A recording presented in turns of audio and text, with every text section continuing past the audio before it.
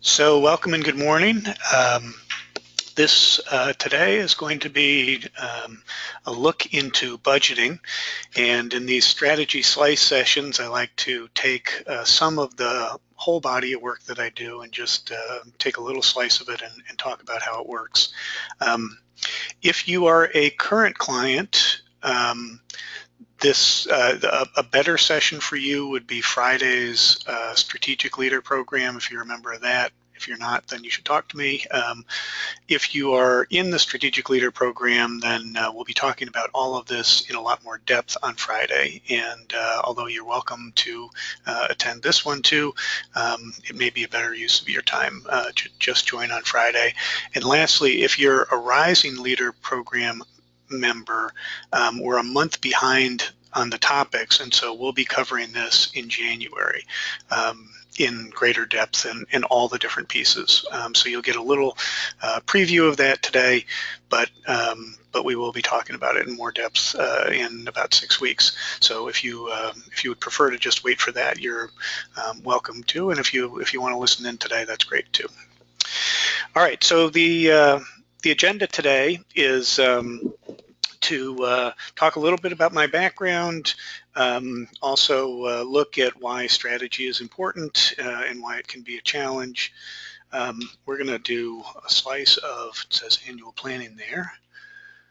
That was last month. If you want a slice of annual planning, I can send you last month's. But today we're going to be looking at budgeting, and then I'll talk about how to learn more too. For those of you that have just joined, I am going to be unmuting everybody, and you can just hit the mute on your button on your control panel, or use your phone. All right. So first, the name of my firm is Phimation. That is meaningful to the work that I do. Phi, a lot of people know pi as the ratio of circles. Phi is the ratio of spirals, and Phimation is the universe's natural process of growth. And if you think about how a spiral works, it enables both current function and expansion. It enables both structure and creativity.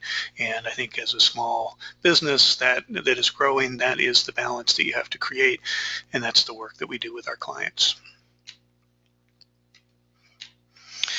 For my background, I'll just focus in on a few things. I'm usually playing kind of at the COO and board of directors level. I've been involved in, at this point, somewhere between 2,000 and 3,000 strategy meetings in the course of the last 10 years consulting work that I've done.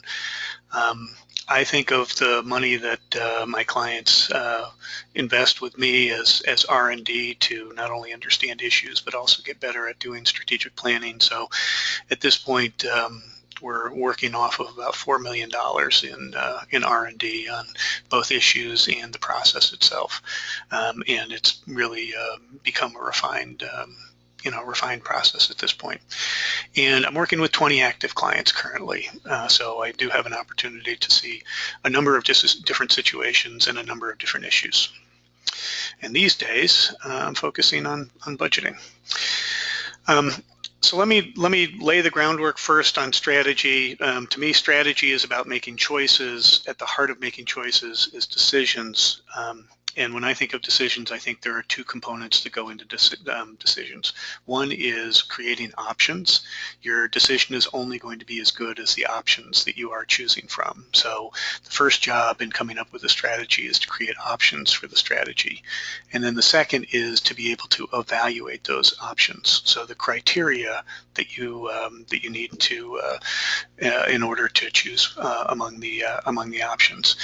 And if you want to make better decisions, create more options and get clearer on your criteria. Most of the work that I do with clients is around those two things: creating more options and clarifying what are the drivers here, how are we going to make this decision, what are the key factors that are going to drive the decision. One of the interesting things that's happening in today's environment, though, is that there are three societal shifts that are making strategy more important and more a part of the work that people are doing than ever have been before. Disruption means that you can't take for granted the things that used to work. So people are simply having to make more decisions, and business owners are making more decisions than they had to in the past. So we're faced with more decisions because of the abundance that's created with the internet and with mobile technology and all the things around us today.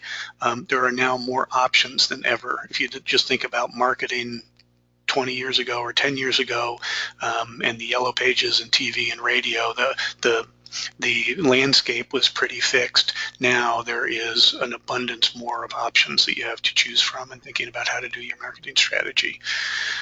And then the last thing impacting decision making is the uncertainty. Across my client base, people just aren't sure about what is coming in the future. They can see that there might be some strength or weakness within the next 6 weeks, within the next 8 weeks, but they don't know beyond that. And so it's making it harder to to come up with a criteria. Is this a decision that we should make based on the long-term interest of the company or the short-term interest? Is this something that we should make assuming that we are going to have a healthy fourth quarter, or assuming that we're not going to have a healthy fourth quarter? So the strategy as a whole, whether you're conscious of it or not, there is just more complexity in the strategy that you're having to deal with. And so that is driving a lot of the work that I'm doing with clients these days.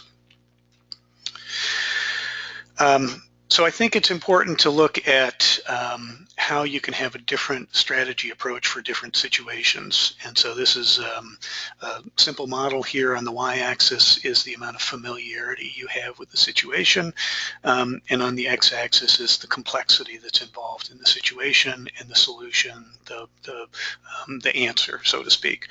So in the lower left corner, you have an environment that is highly familiar and doesn't have a lot of complexity.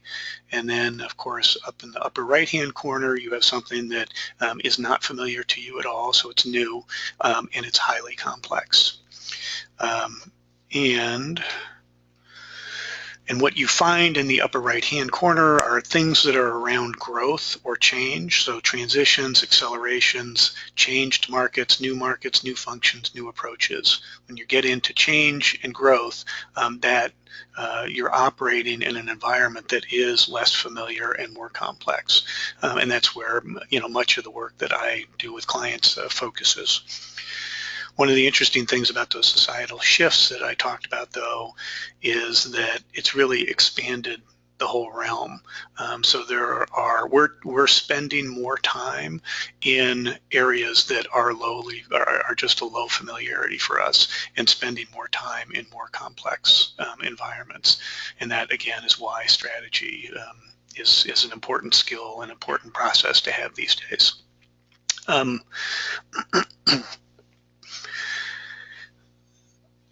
And I'll say, actually, before I talk about that, most of the major mistakes and major expense associated with mistakes happens when you think that you are, let me get a highlighter here, when you think that you're in this area, so you think it's familiar and it's not very complicated, and you're actually up in this area, or really any of this area. So one of your jobs as a leader of a business is to make sure that you triage accurately what the situation is. Because if you're making an assumption that you can operate down here, and in fact you're up here, it's going to turn out to be very costly unless you get lucky. All right, so let's take a look at what that means.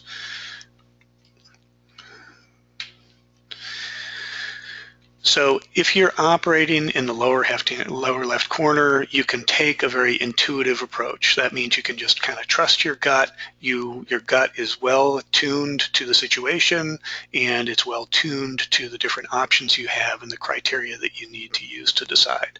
So intuition works really well down there. If, however, you're going up or to the right, you need to have a more structured process.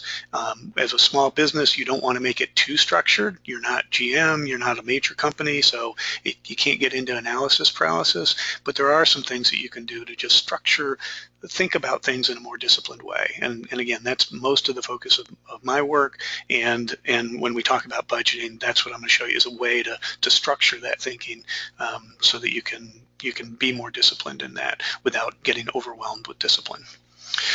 And again, so the challenge is if you think that you can make an intuitive decision and really you may need to make a structured decision, that's where a lot of the mistakes come in. That's where a lot of the cost comes in. So let's turn to budgeting. And again, I'm going to, so there are four major areas of budgeting that I think need to be managed. And they start at the heart here and then work out. So the baseline is, what does it cost for us to stay in business? Companies I'm working with are not startups. They're sustainable second stage businesses. So they had a business last year. They're going to have a business next year. There is some kind of baseline that you can set of here's what our underlying business costs. So you start with that. Then the next level to add on is kind of like an insurance policy, the reserves that you want to have. And this is just really a protection to ensure that your baseline has some protection. So if you have 3 months or 6 months of reserves in the bank, you can take some variability in your baseline business without having it disrupt things. So baseline is first, keeping the business going. Reserves are next, and again, that's still keeping the business going, but more about providing flexibility and providing options and protection than actually the operations themselves. The next step out of that are the investments, and investments are about improving or sustaining or growing the baseline business. So once I've established here's what I need to keep the company in business as best I can, then I'm going to look at how do I improve the business? How do I expand the business? And those are the investments. And there are ways to characterize investments. They're not all equal. So there's really a portfolio that you put together when you're doing your budget of here are the investments, here's what I'm expecting those investments to provide for the business in the future. And then when you get through with those three circles, that's about ensuring the survivability of the business. One of my clients said, who the company has been around for over 100 years, and he said, my dad always said, protect the money tree. So job number one is making sure you have a healthy business. And these first three circles are about protecting the money tree. Once you've done that, then you can look at distributions. And this is really the profit left over. Some people, when I first look at their budget, they'll define profit as what comes after the baseline budget. I would argue that really the profit is what's left after you also do some insurance policy with the reserves, also do some improvement of the business with your investments. Now you can think about how do we distribute that profit and what's left of what can we pluck from the money tree for the business that the business has provided. So that's the overall. So I talked about moving from intuitive to structured. This is an example of something that provides structure. It's not too complex, but it does start to unpack the overall issue of budgeting in a way that can be useful, because now we have different pieces that we can treat in different ways. And so for today, for this slice, I want to talk about this baseline middle one and say, what does it look like to actually do that? So what I like to do is come up, this is a simple spreadsheet. Usually I do it in Excel, but I pasted it here for PowerPoint. So I have a category. Usually it's a higher level category, so maybe just a half a dozen to 10 of those, as opposed to what do we spend on rent, what do we spend on telephones, what do we spend on office supplies. Just consolidate all of that into like a general administrative category or something like that. You want to look at the budgeting level. You want to make sure you're compressing and consolidating detailed numbers into broader categories, because those will give you a better view of what's happening overall. So categories first, and then what was the budget or the spend last year? And then, a lot of us are familiar with the cost of living adjustment. I think there's a cost of doing business adjustment. So you just say, for salaries, actually, I put an example here. So for salaries, we're just going to do a 2% raise. So that's going to apply across, take last year's, multiply it by 102%. That's going to be a new baseline, part of the baseline. So you want to take the last year's first, then you want to apply some kind of percentage. It could even go down, but apply some percentage of how that's going to change simply from the cost of doing business and the cost of buying. And then you want to take into account any base change. And what I mean by that is if you hired 2 people, if you got rid of 2 people, if you know that I have several clients that have trade shows, major trade shows that only come up every other year. So there might be an adjustment down because the trade show doesn't happen in the coming year, or an adjustment up because the trade show does happen in the year. So just some kind of base change based on what is changing in that business. Again, we're only interested in the major expenses. And then if you add those together, you get your new baseline. And I have a client that's just going through a budgeting process now. Last year, they worked with a CFO who built it up from the ground and had this complex formula of number of units times the price or cost per unit, and it was simply overwhelming for the executives that had to do that because they've never done it before. And what they've moved to now is this baseline. Let's take what we did last year, let's make the adjustments, and then that'll give us a new baseline to start with. I have a similar worksheet for all 4 of the all 4 of the pieces of the budget, and that's the stuff that we go over on Friday in the Strategic Leader Program. So I'll talk a little bit about that in a minute, but this anyway is how I'd recommend you start to go through your budgeting process and start to lay a baseline. Let me also show you how you can use this as an analytical tool. So I'll go through strategic planning, annual planning, and then I'll go through the budgeting process, and then I like to step back from that and say, are the decisions we made in line with what I would expect us to do given the strategic landscape and given the strategic plan that we have. So let me show you, using variability of the size of the circles, what some different strategic situations might look like. So the first one up here on the right is if you're in a transition with a company, so and a lot of companies are in this space now. So you had a way of doing business.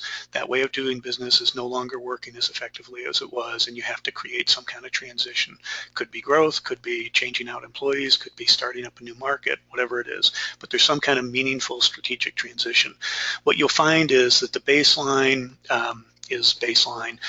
The reserve, you'll probably have some reserve, but it'll be relatively small. And then you'll have some distribution probably, but again, it'll be pretty small. And the bulk of your budgeting is going to go into the investment. The bulk of your discretionary budget, so the reserves plus investments plus distributions, is going to go into investing because you have to make that transition. And one of the challenges that I see people getting into is they'll be in a transition environment, and they'll want to hold tight to their traditional numbers that they would often have with profitability or distributions and with reserves. And I'm frequently arguing, no, we have to diminish profits. The point is to do this to make it through the transition as effectively and efficiently as possible. And we'll do that better if we take a hit on profits this year, make the investments that we need to make, and then we'll be healthy again. So transitioning is going to have major outsized investment piece. I also have some companies that I run into, especially if you think about a second or third generation family business, where they're really just milking it. And I would say the reserves, the investments are kind of the minimal amount that they need to do, and they're taking an outsized distribution. That's great as long as it's great. And then if you are under investing in the money tree, then eventually the money tree may well go away. And then if we go back to 2008 and hunkering down, what did that look like? You see the distribution go way down. You see the investments very small. It's really, the baseline and then the reserves. People were saying, I'm going to spend on just what it takes to do business, and I'm going to, there's so much uncertainty that I want to make sure that I increase my reserves so that I can protect my core and protect my baseline.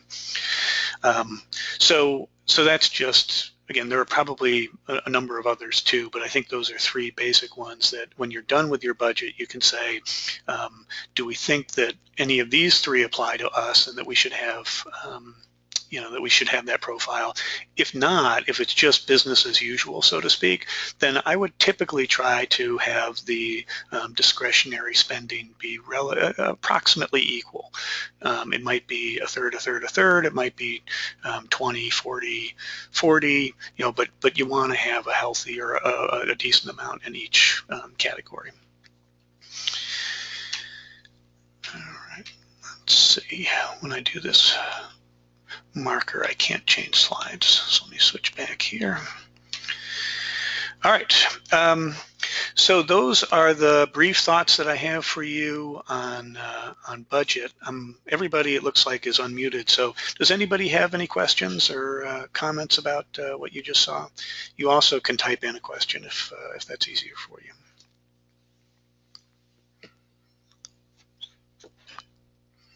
I'll give you just a half minute or so and see if anybody has anything.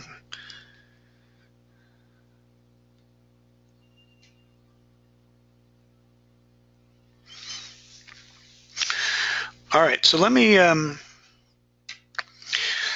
then talk about, if this is interesting to you and you want to hear more about the whole story, this is part of the Strategic Leader program that I have, which is a monthly webinar where I take a half hour, talk about what a structured process would look like in the various areas. You'll see in the past we've talked about sales process, performance reviews, dashboards. We cover a whole range of things that a leader might need to hear. And it's time to both me present those thoughts, and then also we have some live workshopping. You can either bring up an issue that you have, or you can listen in on what other business leaders are interested in. It's a Friday, second Friday, I think it is, of every month. So this coming Friday is when we'll be doing the full budgeting discussion. Also have a Rising Leader program, which is for middle managers. It covers a lot of the similar topics, but also has kind of a more practical element to it, because these folks are in the trenches a little more. So managing your boss was a really fun one, making an investment request, performance reviews, building teams, budgets. There's some overlap and some not. And again, that's monthly. It's usually a little briefer. My presentation is a little briefer. It's like 20 minutes, and then we do Q&A for the rest of the hour.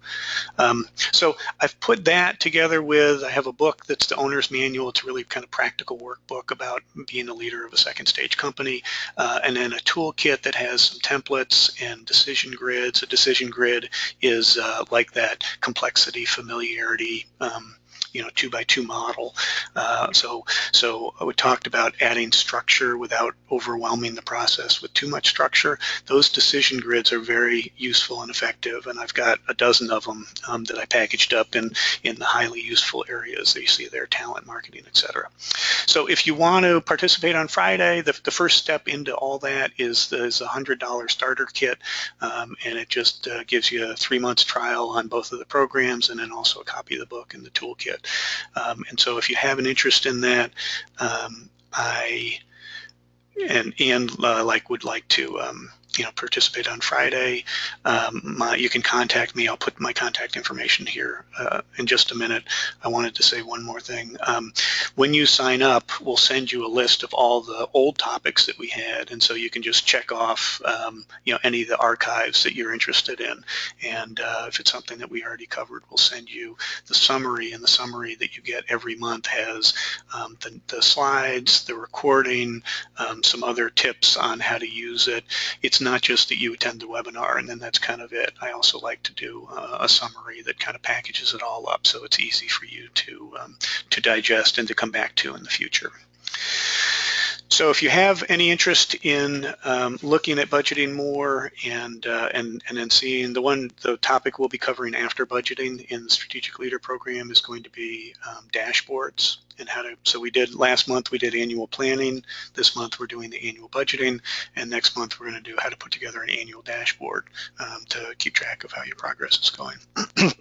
And then I think probably what we'll do after that is performance reviews, because this seems to be a performance review time, but a lot of times I'll leave it up to the group to decide what topic they want to talk about. So if you have any interest in that, send me an email or give me a call. I'd like to say operators are standing by, but that's, since I'm going into client meetings later on today, that's probably not true, but I would be able to respond sometime in the next day when you do call. So thank you for joining, and if you have any questions or want to talk more or just are interested in reaching out, please feel free to. And I hope you have a good month. So next month we'll be doing a similar slice on dashboards if you're interested, but hopefully you'll join us on Friday. All right, thanks again. Talk to you soon. Bye.